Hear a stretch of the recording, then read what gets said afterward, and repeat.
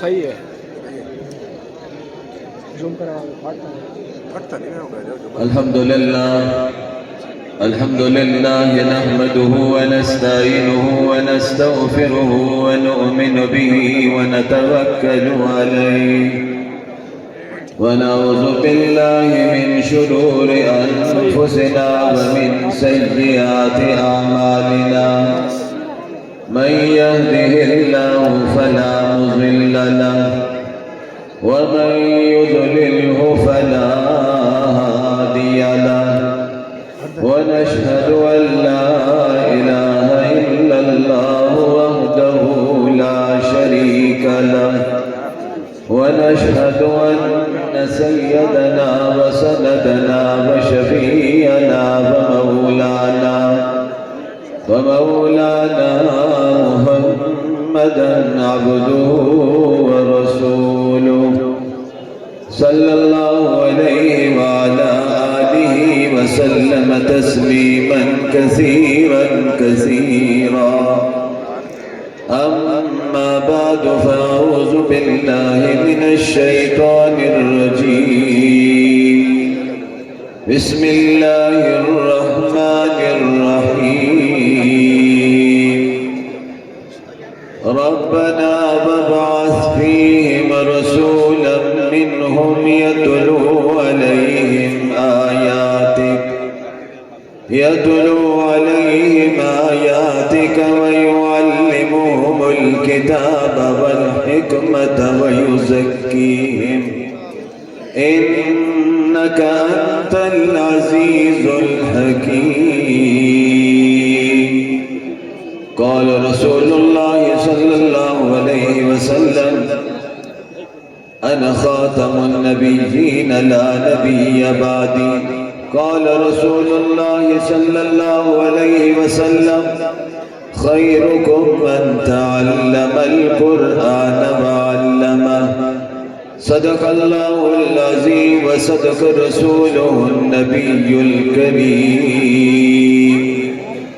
ونحن على ذلك لمن الشاهدين والشاكرين والحمد لله رب العالمين يا رب صل وسلم دائما أبدا على حبيبك خير الخلق كلهم هو الحبيب الذي ترجى شفاعته لكل هول من الأهوال مقتهم بلغ العلا بكماله كشف الدجى بجماله حسنت جميع خصاله صلوا عليه وآله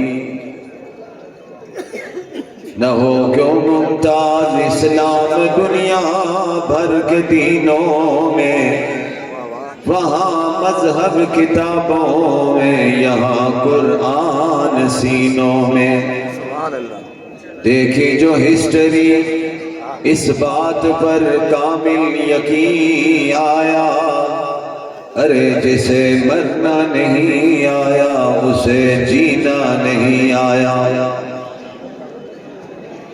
صاحب صدر ذی وقار علماء کرام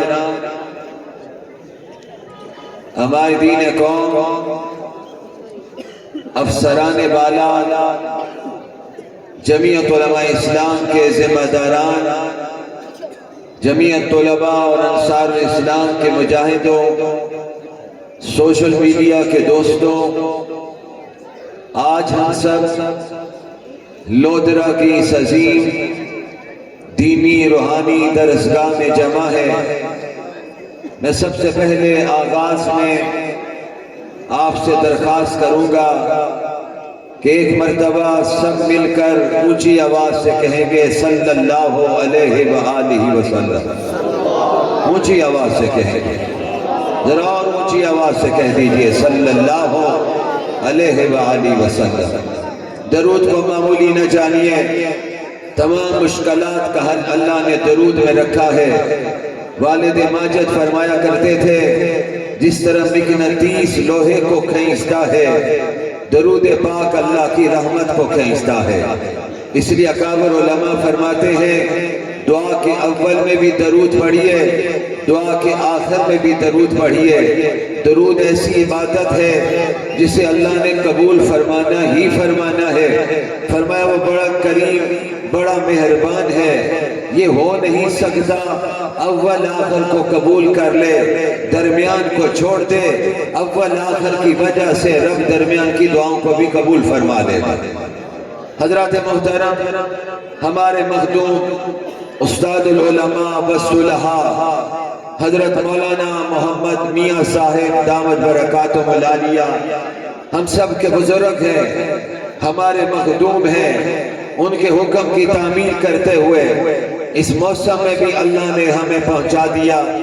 ہمارے بھائی مولانا عثمان میاں بھی رابطے میں تھے، ہم رفیق سفر میرے بہت محترم ہمارے بزرگ حضرت پیر قاری محمد صدیق صاحب زیدہ مجدہم سٹیج پہ تشریف فرما ہے۔ ہمارے رفیق سفر میں طلحہ بھائی، عبدالصمد بھائی بھی موجود ہیں۔ میں بس انتہائی اختصار سے اپنا حصہ ڈالنا چاہتا ہوں۔ آغاز میں میں اپنے علماء کرام کو، حفاظ کرام کو، قراء کرام کو دل کی گہرائیوں سے مبارکباد پیش کرتا ہوں، جنہوں نے دین بھی سیکھا، قرآن یاد کیا، قرآن کے تلفظ کی ادائیگی کو سیکھا۔ اللہ ان سے دین کا کام لیں گے، میدان میں اتریں گے، مرد مجاہد بنیں گے، اور انشاءاللہ العزیز یہ دین کا فیضان جاری ساری رہے گا۔ شرکائے مجلس بڑی توجہ سے میرے جملے سنیے گا۔ کالجز میں، یونیورسٹیوں میں، سکولوں میں بھی ہر سال کے اختتام پر تقریبات ہوتی ہیں۔ وہاں پر بھی افسران بالا ہی نہیں، وہاں پہ governor, chief minister, prime minister, president بھی پروگرام میں شریک ہوتے ہیں۔ یہ مولانا میاں محمد میاں صاحب کی محنت کا نتیجہ ہے کہ آج کے صدارہ کے پروگرام میں افسران بالا بھی تشریف لاتے ہیں، اور مولانا بہت اچھا انداز اختیار کیے ہوئے تاکہ افسران بالا تک بھی یہ بات پہنچے کہ دینی ادارے کیا فریضہ سر انجام دے رہے ہیں۔ یونیورسٹی اور کالج میں کوئی ڈاکٹر بن کے نکلتا ہے، کوئی ماسٹر کی ڈگری لیتا ہے، کوئی پی ایچ ڈی بن کے نکلتا ہے۔ آئیے مدرسے میں 2.5 سال میں 2 سال میں بچہ قرآن کا حافظ بن کے نکلتا ہے۔ 8 سال کے بعد ایک نوجوان عالم دین بن کے نکلتا ہے۔ 2 سال کے بعد ایک بہترین قاری بن کے نکلتا ہے۔ دنیا کو کارکردگی بتائی جاتی ہے کہ یہ مدرسہ ہے جس مدرسے کا آغاز مکہ مکرمہ میں بھی ہوا، مدینہ منورہ میں بھی ہوا، صفا کے چبوترے پر ہوا، جو میرے نبی کے حجرے کے بالکل سامنے، جس حجرے میں آج میرے اور آپ کے نبی آرام فرما رہے ہیں۔ جناب رسول اللہ صلی اللہ علیہ وسلم طلباء آئے، پڑھنے کے لیے آئے، دین سیکھنے کے لیے آئے، اور آج کے پروگرام میں تشریف لانے والے ہمارے بزرگوں، دوستوں، نوجوانوں، میں بڑے اختصار سے آپ کو پیغام دینا چاہتا ہوں۔ ابھی ہم نے صلاۃ وسطیٰ بھی ادا کرنی ہے، نماز عصر بھی ادا کرنی ہے۔ نماز عصر کی اپنی فضیلت ہے، فجر کی نماز کی اپنی فضیلت ہے۔ اللہ نے ہر نماز میں ایک کمال رکھا ہے، جمال رکھا ہے۔ کمال انہیں ہی نظر آتا ہے، جمال انہیں ہی نظر آتا ہے جنہیں سجدے کرنے کا موقع ملتا ہے۔ رب کے سامنے جب سر سجود ہوتے ہیں، سبحان ربی الاعلیٰ کا ترانہ پڑھتے ہیں۔ اس لیے میرے نبی نے فرمایا سجدہ لمبا کیا کرو، تم اللہ کو سجدہ کرتے ہو۔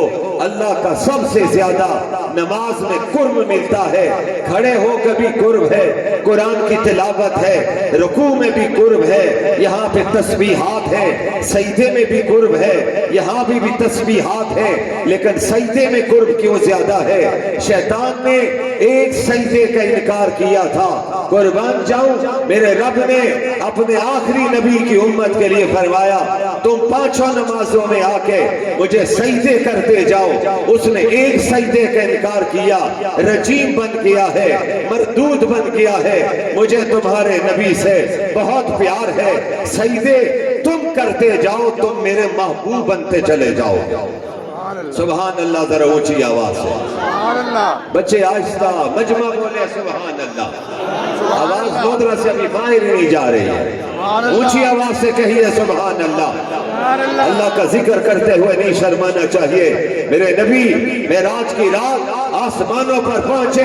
میرے نبی فرماتے ہیں میں نے فرشتوں کو دیکھا ہے, کوئی کھڑے ہو کے عبادت کر رہا ہے, کوئی رکوع میں کر رہا ہے, کوئی قومے میں ہے, کوئی جلسے میں ہے, کوئی قعدے میں ہے, کوئی سجدے میں ہے. اور یہ بھی روایات میں آتا ہے آسمانوں پر 4 انگلیوں کے برابر بھی ایسی جگہ نہیں ہے جہاں پہ فرشتہ عبادت نہ کر رہا ہو. ہر جگہ پر اللہ کی عبادت ہو رہی ہے. اور قربان جاؤں, اسی لیے ملائکہ نے کہا تھا جب رب نے کہا میں آدم کو بنا رہا ہوں, خلیفہ بنا رہا ہوں, تو فرشتوں نے جواب میں کہا تھا ہم آپ کی تسبیح کرتے ہیں, ہم تحلیل کرتے ہیں, ہم تحمید کرتے ہیں, لا الہ الا اللہ پڑھتے ہیں, سبحان اللہ پڑھتے ہیں, الحمدللہ پڑھتے ہیں. آپ بشر کیوں پیدا کر رہے ہیں؟ یہ قتال بھی کریں گے, لڑائی بھی کریں گے. رب نے کہا میرا کام تمہیں حکم دینا ہے, تم میرے حکم کو مانو, تم میرے حکم کو مان کے سجدہ کر دو. اور یہاں علماء نے لکھا ہے, علماء بھی تشریف فرما ہے, یہ سجدہ عبادت کا نہیں تھا, یہ سجدہ خلافت کا تھا. اور اس سجدے میں رب علم کی فضیلت بتانا چاہتا ہے. وَعَلَّمَ آدم الاسماء کلہا. قرآن کہتا ہے پہلے پارے کو کھولیے, پہلے پارے کی آیات کو پڑھیے. اللہ بتانا چاہتا ہے وَإِذْ قَالَ رَبُّكَ لِلْمَلَائِكَةِ إِنِّي جَاعِلٌ فِي الْأَرْضِ خَلِيفَةً. جواب آیا تھا اللہ کیوں انہیں بنانا چاہتے ہیں؟ رب کہتا ہے جواب آیا ہے ارے سنو, جو میں جانتا ہوں وہ تم نہیں جانتے. میں ایک بشر کو, ایک انسان کو تخلیق کرنے لگا ہوں. لیکن توجہ میرے جملوں پر کیجئے, سیرت کے عنوان پر بیان سننے کے لیے علماء کے بیانات سنیں. میرے بعد بھی آپ کے سامنے حضرت مولانا یحییٰ باسی بھی تشریف لایا چاہتے ہیں. میں بھی اپنا حصہ ڈالنا چاہتا ہوں. گزشتہ سال سفر حرمین کی وجہ سے حاضری نہ دے سکا. حضرت مولانا نے مجھے فرمایا اس سال آپ نے ادھار بھی اتارنا ہے. میں ان کے حکم کی تعمیل میں حاضری دے رہا ہوں, حاضری دے نہیں رہا ہوں. رب مجھے لا رہا ہے, میرے بزرگ بیٹھے ہوئے ہیں, بول نہیں رہا ہوں, کوئی بلوا رہا ہے, آپ سن نہیں رہے, کوئی سنوا رہا ہے. بچوں نے قرآن یاد نہیں کیا ہے, رب نے یاد کروا دیا ہے. علماء نے یہاں بخاری صرف نہیں پڑھی, مسلم بھی پڑھی, ابو داؤد کو بھی کھولا, ترمذی بھی کھولی, حدیث کی کتابوں کو پڑھا. انہوں نے پڑھا نہیں. آپ دیکھیے تو صحیح, حضرت مولانا محمد میاں صاحب اللہ ان کو صحت والی لمبی زندگی میں نصیب فرمائے. اس پیرانہ سالی میں, بڑھاپے میں اللہ دین کا کام لے رہا ہے. اس عمر میں جا کر گھروں میں دیکھیے بوڑھا بابا بیٹھ نہیں سکتا, کھڑا نہیں ہو سکتا. لیکن اللہ کہتا ہے جو میرے دین سے جڑ جاتا ہے میں اسے طاقت بھی دے دیتا ہوں, علم بھی دے دیتا ہوں, علم بھی دے دیتا ہوں, مقام بھی دے دیتا ہوں, رتبہ بھی عطا کر دیتا ہوں. میرا رب جب کام لینے پہ آتا ہے تو بھاو آج لودرا میں بیٹھنے والوں, آپ کے پڑوس میں خانپور ہے, اسی خانپور میں ایک شخصیت آئی تھی جسے دنیا حافظ القرآن والحدیث حضرت مولانا عبداللہ درخواستی کے نام سے جانتی ہے. انہوں نے 100 سال کی عمر تک اللہ کے دین کا کام کیا ہے, اللہ کے نبی کے پرچوں کو تھام کے رکھا ہے. پاکستان میں اسلام کے نظام کے لیے پرامن جدوجہد کیے ہیں. خانپور سے ذرا آگے چلیے, کراچی میں پہنچیے. کراچی میں بھی بوڑھا جنریل بیٹھا ہوا تھا جس کو دنیا استاد المحدثین کے نام سے لقب سے جانتی ہے. کون؟ حضرت مولانا सलीम उल्लाह खान, जिन्होंने 105 साल की उम्र तक शागिर्दों को बैठकर बुखारी पढ़ाई, मुस्लिम शरीफ पढ़ाई। ये काम भी तो अल्लाह लेता है। मैं लाहौर से आया हूँ, जिंदा दलाने लाहौर को आप जानते हैं, पीर साहब भी बैठे हुए। उसी लाहौर में हजरत हाजी अब्दुल वहाब साहब आए थे, 95 साल की उम्र पाई। कई मौके आए, खबरें चली, वफात हो गई। रब ने जिंदगी दे दी, क्या किया? दीन का काम किया। रब कहता है जब मैं राजी होता हूँ तो किसी से 95 साल की उम्र में काम लेता हूँ, किसी से 100 साल की उम्र में काम ले लिया करता हूँ। राजी होता हूँ तो 106 साल की उम्र में भी दीन का काम ले लेता हूँ। ये हम काम नहीं करते, उलमा नहीं करते, अरे मदरसे के मोहतमिम नहीं करते। ये सब काम लेने वाला वो नीली छत वाला है। आपने मुझे जरा मिलकर जवाब देना है, मेरी सफर की थकावट को दूर करना है, मुझे बताना है नीली छत वाले का प्यारा नाम क्या है? अल्लाह।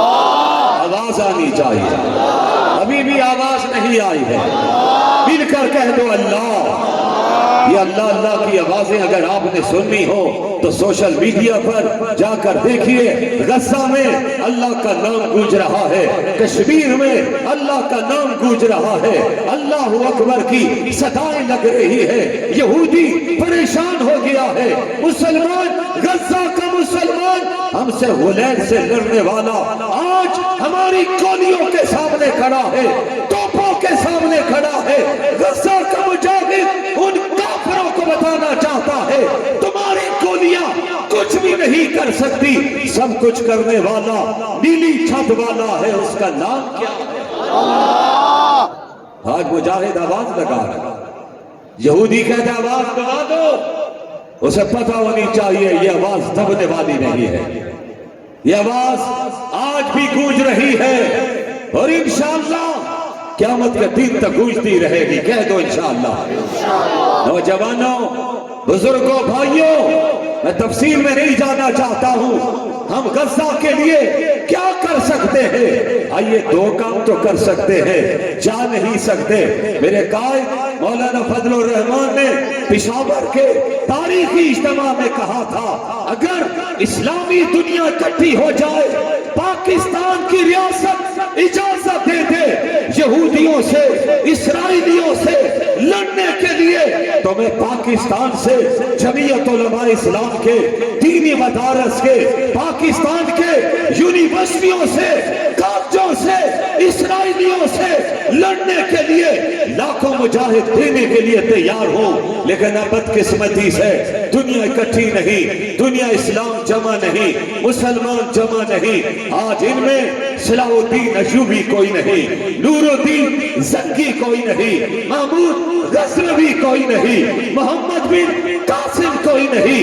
लेकिन इंशाअल्लाह इस मैदान में वक्त आने वाला है, सलाहुद्दीन अय्यूबी की ललकार फिर गूंजने वाली है। कह दो इंशाअल्लाह, मिलकर कहो इंशाअल्लाह। हम दीन के लिए लड़ने वाले लोग। अफसरान बाला बैठे हुए थे, अभी वो खाने की टेबल पर उनके कानों तक मेरी आवाज पहुंच रही होगी। मेरी क्या तक मौलाना फजलुर रहमान जिस तरह दीन के लिए, इस्लाम के लिए लड़ने के लिए मैदान में खड़े, इंशाअल्लाह हम पाकिस्तान की बका के लिए भी हर महाज पर जंग लड़ने के लिए तैयार खड़े हैं। कह दो इंशाअल्लाह। ये पाकिस्तान हमारा, ये पाकिस्तान हमारे अकाबर ने बनाया। इसी पाकिस्तान का पहला परचम अल्लामा शबीर अहमद उस्मानी ने लहराया था। कौन अल्लामा शबीर अहमद उस्मानी? माल्टा की जेल का सीर, वो बूढ़ा जनरल शेखुल हिंद मौलाना महमूद हसन का शागिर्द, उसने आकर कराची में पाकिस्तान का परचम लहराया। पाकिस्तान का परचम लहराने का वक्त आया, ऑक्सफोर्ड, कैम्ब्रिज की यूनिवर्सिटियों के पढ़े हुए लोग भी खड़े थे। बाबा कौम मोहम्मद अली जिन्ना ने कहा था, आज परचम लहराएगा तो देवबंद की चटाई पर पढ़ने वाला शेखुल हिंद का शागिर्द मौलाना अल्लामा शबीर अहमद उस्मानी लहराएंगे। और बुलंदोदरा के वासियों, आओ, अब वक्त आ रहा है, हमने دنیا کا مزاج بدلنا ہے، ہم نے پاکستان میں اسلام لانا ہے، قرآن کا نظام لانا ہے، خلافت کا نظام لانا ہے۔ یہ نظام پرچی کے ذریعے لائیں گے، بیلٹ کے ذریعے لائیں گے۔ آپ کا فرض بنتا ہے 8 فروری کو اگر انتخابات ہوتے ہیں یا آگے پیچھے ہوتے ہیں تو جس دن بھی انتخاب ہوگا آپ اپنا مذہبی، اخلاقی، شرعی، دینی فریضہ سر انجام دینے کے لیے گھروں سے نکلیے، ووٹ ڈالیے، کتاب کو ڈالیے، کتاب کے ساتھیوں کو ڈالیے، تاکہ آپ کے لوگ اسمبلیوں میں پہنچیں گے تو انشاءاللہ ہم ختم نبوت کی جنگ بھی لڑیں گے، ناموس سے صحابہ کی جنگ لڑیں گے، ناموس سے اہل بیت کی جنگ لڑیں گے، اور انشاءاللہ اسمبلی کے اندر بھی، اسمبلی کے باہر بھی انشاءاللہ پاکستان کی جنگ بھی لڑیں گے انشاءاللہ۔ ہمارا ماضی اس حوالے سے گواہ، علماء سے پوچھئے، یہ کردار کسی سے ڈھکا چھپا نہیں۔ میں آپ کو توجہ دلوا رہا ہوں، یہ 70 سال سے زیادہ عرصہ گزر چکا ہے۔ لودھرا کا آج کسان، لودھرا کا مزدور، لودھرا میں کام کرنے والی مائیں اور میری بہنیں پوچھتی ہے کس دن ہماری زندگی بدلے گی۔ میں ان سے کہتا ہوں سرمایہ دار آپ کی زندگی نہیں بدل سکتا، جاگیردار آپ کی زندگیوں میں انقلاب نہیں لا سکتا ہے۔ انقلاب لا سکتا ہے تو صدیق کا ماننے والا، عمر فاروق کا ماننے والا، عثمان غنی کا ماننے والا، علی مرتضیٰ کا ماننے والا لا سکتا ہے۔ وہ لوگ جب آئیں گے، نظام آئے گا، خلافت کا نظام آئے گا، تو رب کعبہ کی قسم انصاف کے لیے آپ کو تھانے میں نہیں جانا پڑے گا، انصاف آپ کی دہلیز تک پہنچے گا۔ اسی دہلیز پر اس نظام کو پہنچانے کے لیے میرے علماء سرگرم عمل ہیں۔ اور آج دیکھیے جب پاکستان میں آپ کو یاد ہونا چاہیے یہودیوں نے، اسرائیلیوں نے حماس پر حملہ کیا تھا تو پاکستان سے پہلی آواز اٹھی تھی وہ آپ کے دینی مدارس کے اس شاہ سوار کی اٹھی تھی، آپ کے اس پاکستان میں آواز اٹھی تھی تو مولانا فضل الرحمان کی اٹھی تھی، جنہوں نے کہا تھا ہم انشاءاللہ العزیز اسی پاکستان سے اسرائیلیوں کے ایجنٹوں کو بھی بھگا دیا ہے۔ وقت آ رہا ہے حماس کے لوگ بھی انشاءاللہ غزہ سے، فلسطین سے ان اسرائیلیوں کو بھی بھاگنے پر مجبور کر دے انشاءاللہ۔ حضرت مولانا یحییٰ تشریف لائے، اہلاً و سہلاً مرحبا۔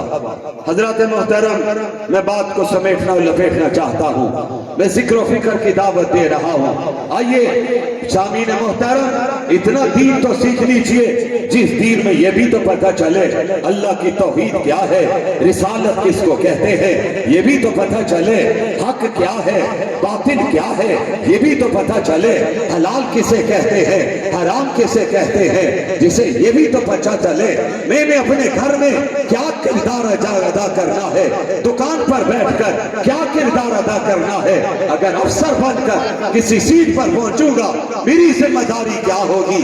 اس دین کو سیکھنا، فرائض کسے کہتے ہیں، واجبات کسے کہتے ہیں، سنن کس کو کہتے ہیں، مستحبات کس کو کہتے ہیں، یہ آپ کی بھی ذمہ داری ہے۔ آئیے آج حلال حرام کی تمیز ختم ہوتی چلی جا رہی ہے، ان علماء نے دین سیکھا ہے، یہ بیٹھیں گے ممبر و محراب میں آپ کو آواز دیں گے۔ آج کہا جاتا ہے دین کے لیے تھوڑا سا وقت دیجئے، بڑا مشکل ہو جاتا ہے، کہا جاتا ہے ہماری مصروفیات زیادہ ہے۔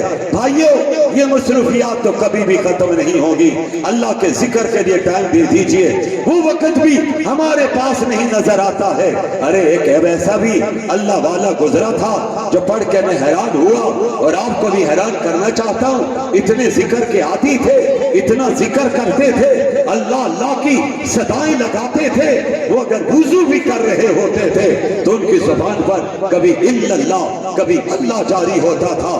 زبان اتنی چل چکی تھی، دل اتنا اللہ کے عشق میں ڈوب چکا تھا، ہر وقت اللہ اللہ زبان پر۔ واش روم میں جاتے ہوئے انہیں مشکل پیش آتی تھی، زبان نہیں رکتی تھی سننا، وہ اپنی زبان کو دانت کے نیچے دے دیتے تھے تاکہ واش روم میں ذکر نہ ہو جائے، ہم اور کچھ نہیں کر سکتے، کچھ تھوڑا سا ذکر تو اپنی زبان پہ جاری کر دیں، اس ذکر سے رب بھی راضی ہوگا، رب کے محبوب بھی راضی ہوں گے، جناب محمد الرسول اللہ صلی اللہ علیہ وسلم بھی راضی ہوں گے۔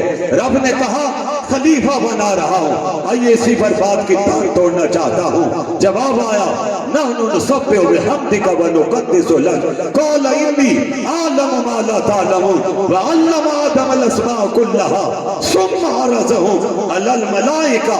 جواب آتا ہے آگے رب قرآن میں کہتا ہے، پھر فرمایا سب نے کہہ دیا، کیا کہا؟ سبحانک لا علم لنا الا ما علمتنا۔ رب نے کہا تم صرف آدم کو دیکھ رہے ہو، میں آدم کی نسل سے جو نسل چلانے لگا ہوں، انسانیت کو چلانے لگا ہوں، تمہیں اس مٹی میں بہت سے خواص بھی نظر آئے، کمیاں بھی نظر آئی، لیکن آؤ مفسرین کہتے ہیں رب نے کہا تمہیں کیا معلوم ہے، میں اسی مٹی سے آدم تجھے بنا رہا ہوں، تیرے باپ نوح نجی اللہ رہے ہیں، ان کے بعد ابراہیم خلیل اللہ رہے ہیں، پھر اسماعیل ذبیح اللہ رہے ہیں، موسیٰ کلیم اللہ رہے ہیں، عیسیٰ روح اللہ رہے ہیں، سب سے آخر میں میرے حبیب آ رہے ہیں، حبیب اللہ رہے ہیں، جن کی خاطر میں نے ساری کائنات کو بنانا تھا، ان کو بھیج رہا ہوں۔ پھر قربان جاؤ، پھر علم کی بات اور آگے بڑھتی ہے، جبرائیل امین آتے ہیں، پہلی وحی لاتے ہیں، میرے نبی کے سامنے کھڑے ہو کے کہتے ہیں اقرا بسم ربک الذی خلق۔ میرے نبی جواب دیتے ہیں ما انا بقارئ، میں کیسے پڑھوں؟ کسی مکتب میں نہیں گیا، مدرسے میں نہیں گیا، کسی کو استاد نہیں بنایا، آج کیسے پڑھ لوں؟ پھر فرمایا جبرائیل کہو اقرا بسم ربک الذی خلق۔ تفسیر چھوڑ رہا ہوں، جواب آمنہ کے لال کی زبان سے آتا ہے ما انا بقارئ، میں کیسے پڑھوں؟ فرمایا جبرائیل آگے بڑھو، میرے نبی کے سینے کے ساتھ سینہ لگاؤ۔ یا علماء دیوبند نے دو بہت پیارے جملے کہے، رب نے کہا جبرائیل اپنا سینہ میرے محبوب کے سینے کے ساتھ لگا، پھر دیکھ ہم تیرے سینے کو کیا مقام عطا کرتے ہیں۔ جبرائیل میں اپنا سینہ میرے محبوب کے سینے کے ساتھ لگا کر ذرا تو بات تو صحیح، تجھے پتا چلے تجھے ناز اپنے سینے پر ہے، مجھے ناز آمنہ کے نام کے سینے پر ہے۔ دبا تو صحیح، دبایا ما انا بقارئ۔ اسی پر علماء نے جملہ کہا، دو باتیں کہہ کے بات کو ختم کرتا ہوں۔ فرمایا رب نے جواب دلوا دیا، نبی کو کسی مکتب میں ماں لے کر نہیں گئی، حضرت حلیمہ لے کر نہیں گئی، کیوں نہیں لے کے گئی؟ رب نے کہا دنیا میں اگر کوئی نبی کو استاد ہوتا، کسی نبی نے کسی استاد کے سامنے زانوِ تلمبس کو نہیں پھینکا، اگر آپ شاگرد بنتے، کوئی استاد ہوتا، پڑھانے والا ہوتا، تو وہ دنیا کہتی استاد جی بتائیے نا حضرت عبداللہ کے بیٹے کے بارے میں، تو استاد کہتا میں نے پڑھایا، میں نے لکھایا، میں نے سکھایا، اس وجہ سے آمنہ کے لال کی عزت اللہ نے کروا دی ہے۔ رب نے کہا نہیں، میرے نبی کو پڑھانے کے لیے دنیا میں کوئی بشر نہیں چاہیے، استاد نہیں چاہیے۔ ربا کون پڑھائے گا؟ فرمایا الرحمن علم القرآن۔ سنو میرے محبوب کو، آمنہ کے لال کو پڑھانے کے لیے دنیا میں کوئی استاد نہیں چاہیے، میں اپنے محبوب کو عرش سے پڑھاتا چلا جاؤں گا، میرا محبوب فرش پر پڑھتا چلا جائے گا۔ جب وہ خاموش ہوں گے تو دو جملے، وہ کتاب ہے، بولنے پہ آئے تو رسالت باب ہے صلی اللہ علیہ وسلم، نبی امی۔ آج کسی کو آپ امی کہہ دیں، غصے میں آ جائے، جلال میں آ جائے، افسر کہے، مائنڈ کر جائے، مجھے امی کیوں کہا ہے؟ امی کا معنی پہ غور کیجئے۔ لیکن میں مناسبت سے بات کہنا چاہتا ہوں، میرے اکابر نے فرمایا جب کسی معانی پر غور کرو اور وہاں پہ بات آ جائے نبی کی، تو پھر آپ نے ترجمے پر بہت غور کرنا ہے۔ ہم نے کیا غور کرنا ہے؟ غور کیا ہے تو شیخ الہند نے کیا ہے، غور کیا ہے علامہ انور شاہ نے کیا ہے، غور کیا ہے شیخ العرب العجم حضرت سید حسین احمد مدنی نے کیا ہے، غور کیا ہے امام الاولیاء مولانا احمد علی لاہوری نے کیا ہے، غور کیا ہے خلیفہ حضرت غلام محمد نے کیا ہے، ارے غور کیا ہے حضرت درخواستی نے کیا ہے۔ ارے لودھرا میں بیٹھنے والوں، غور کرنے کا وقت آیا تو دیوبند کے بیٹے سید عطا اللہ شاہ بخاری نے کیا. کیسے غور کیا؟ فرمایا نبی امی، یا فرمایا ترجمہ بدل جائے گا، عنوان بدل جائے گا. نبی امی میرے نبی کی شان ہے. کیسے؟ فرمایا سنو، پڑھے لکھے طبقے میں میرا نبی آیا، امی آیا، جس نے دنیا میں کسی سے نہیں پڑھا. اور ترجمہ پر غور کیجئے، نبی امی اس کو کہیں گے جس نے دنیا میں کسی سے نہ پڑھا ہو تو اپنے رب سے پڑھا ہو. فرمایا اس میں بھی حکمت، اگر آپ کے استاد ہوتے تو استاد آتے.